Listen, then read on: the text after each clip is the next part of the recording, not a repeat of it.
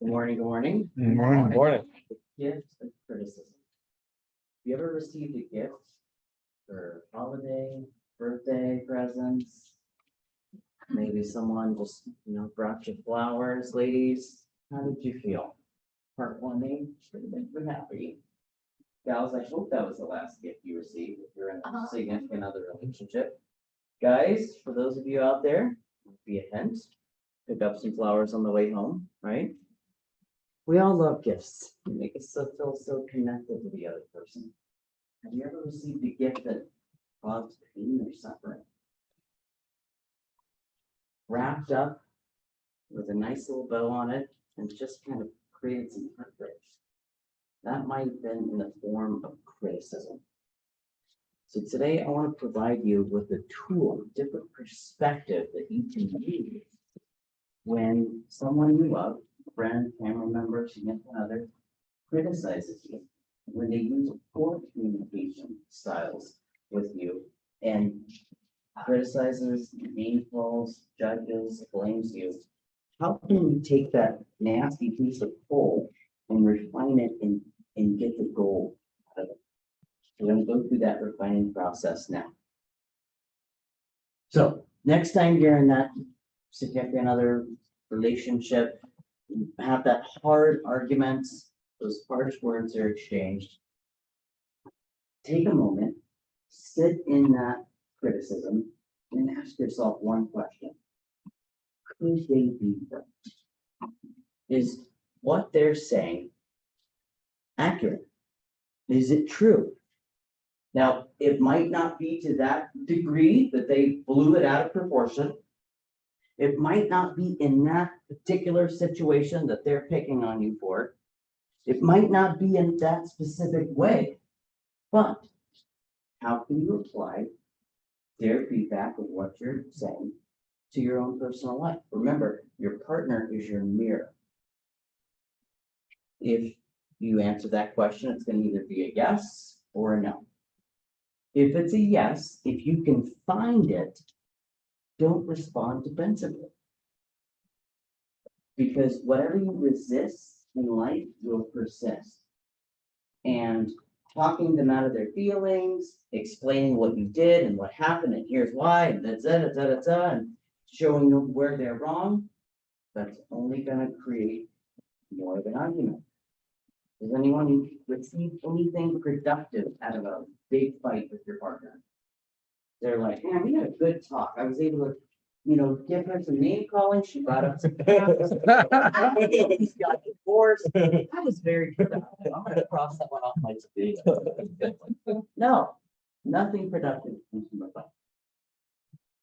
So if you can find it, respond likewise without defensiveness.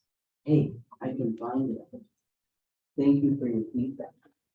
I'm open to seeing your perspective. Isn't that interesting? What do you recommend? Being open to their feedback is the key. Now, what if you can't find it? Sometimes in that anger that our partner is just giving us a bunch of gobbledygook and we're just not on the same playing field, right? Sometimes in anger, our partner is providing us that feedback, but it's not from a place of truth. And in that situation, again, we're not going to respond defensively. Respond in connection. What does that sound like? I understand how you could see it that way. I can understand where you're coming from and how that must feel. Again, what do you recommend? One of my favorite phrases is, you could be right. My wife hates it. Another good one is, what do you recommend? Isn't that interesting? You could be right. All of these phrases we have in our tool belt when we're presented with that harsh critical remark. Whether you can find it or you can't, it's your turn to respond.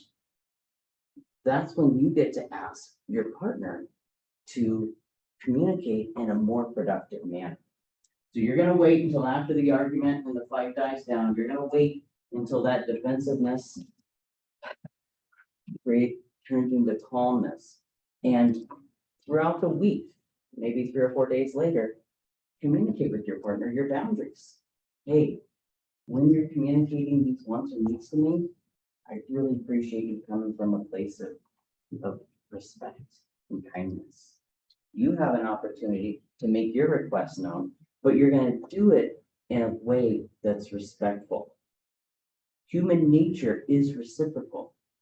And over time, as our partner realizes, oh, that was a really nice way of asking for that.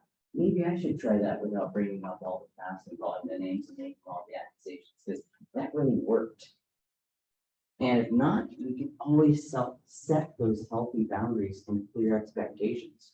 So we're not just gonna bend over and say, oh yeah, that was a gift. Thanks so much for slapping me. Go ahead and do it again. No, you can create those boundaries. The next time you find yourself in that context of being criticized, whether that's encased and sandwiched in compliments and love, and they're giving this to you in a way that you're gonna understand it, but showing you compassion and grace, or if that's just name calling, bringing up the past, making accusations, harsh judgments. Take that criticism, refine the goal from it. Get that little nugget of truth. If you can find it, connect with them, find some agreement. If you can't, politely disagree with them. It's not been my experience, but I'm sorry to feel that way. Later on down the road, when the emotions die down, set your boundaries. Communicate in a way that you would like to be communicated from. So that's my challenge. Use that gift of criticism to add value to your life and your relationships. Thank you very much.